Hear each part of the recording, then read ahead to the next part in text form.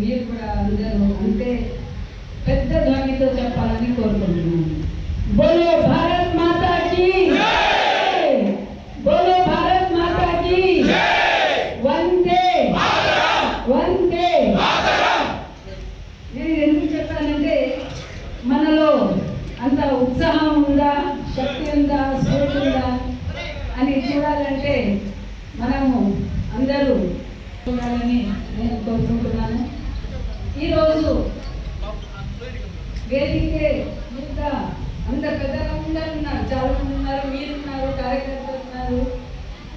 ఒకళ్ళొకళ్ళ పేరు నేను తీసుకోవట్లేదు ఎందుకంటే చాలా సమయం అయిపోతుంది.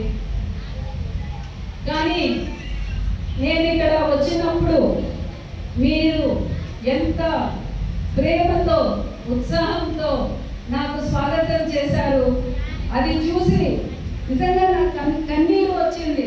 అంటే ఒక ప్రాంతంలో నేను ఇక్కడ పని చేయలేదు, ఇక్కడ జనాలతో నాకు అంత ఎంతగా అంటే వాళ్ళతో నాకు పెద్ద పరిచయం లేదు. కానీ మీరందరూ చాలా ప్రేమతో నాకు స్వాగతం చేశారు. ఈ స్వాగతం చూసి నాకు ఒకటి అర్థమైంది.